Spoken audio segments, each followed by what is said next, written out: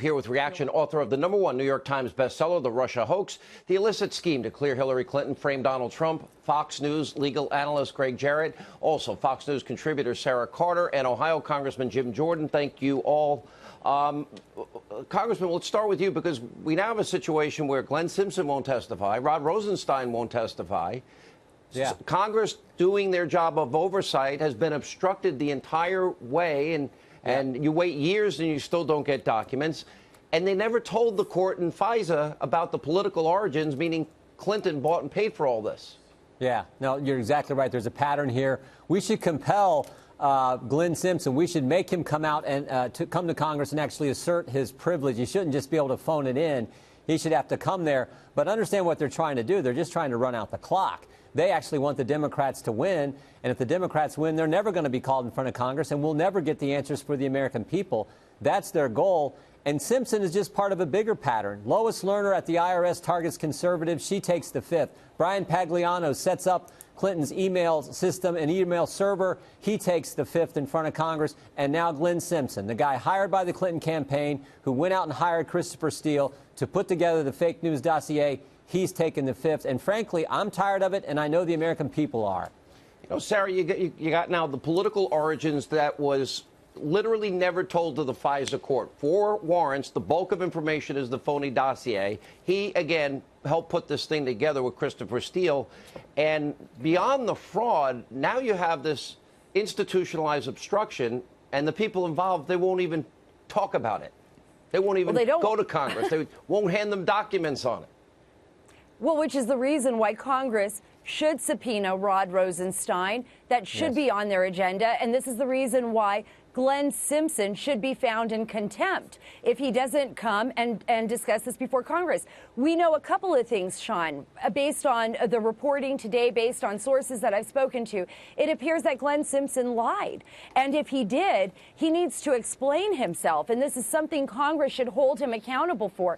Glenn Simpson, remember, he was the one that was apparently spreading all of the stories about the Alpha server, the Russian bank that was communicating with Trump Tower. And then we eventually figured out, based on evidence, that that was not true. The FBI threw that out the minute they started looking at it. But it didn't stop Glenn Simpson from spreading malicious lies through the media, which he was doing even with the dossier. I mean, over and over again, we've said this, Sean.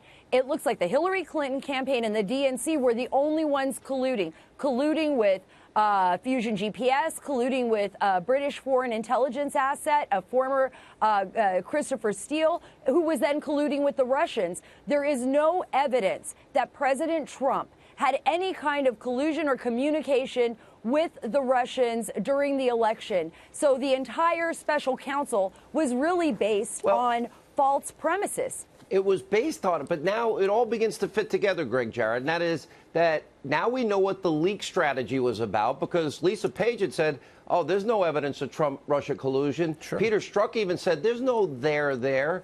So 9 months in, they had absolutely nothing. Right. So then the leak of the dossier begins to create the impression that something had happened, but that's Hillary's bought and paid for Russian lies. Sure. You know, irony of all ironies. And then we got guys apparently talking about wearing a wire against the president of the United States and maybe trying to invoke the 25th Amendment.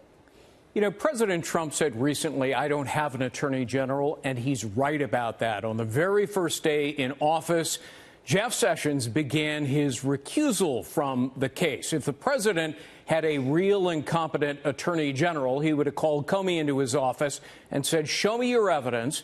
And that attorney general would have discovered there was no evidence. He would have said, show me the evidence in the FISA warrant applications to spy on the Trump campaign, and would have discovered that it was all conjured by Hillary Clinton based on fabricated evidence. And that good and competent attorney general would have marched over to the White House and told the president, you must fire James Comey for violating a myriad of regulations and launch a serious investigation in front of the grand jury into the Russia hoax. It sounds like we're getting there, though, because now you have, you know, with James Baker's testifying and Lisa Page apparently telling some truth and Andrew McCabe in trouble, they all seem to be turning on each other. Here's the question.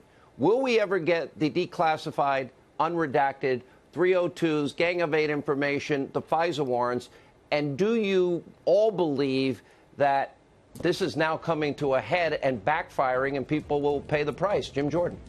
Yeah, I think we should get all that information. We've asked for it multiple times. If you remember a few weeks ago, the president initially said he was going to. Now he's going to run it through the inspector general. So hopefully soon we get it. Sarah? Oh, absolutely. I think the 302s will come before anything else, but I certainly believe that the Gang of Eight documents and the FISA will also come, maybe even after the election. That might be a little bit of a wait. Greg? Well, the rats are trapped in a cage and they're gnawing at each other and they're going to turn each other in and sing like canaries. Yeah. Okay, great. Very descriptive. Wordsmith. A very good job.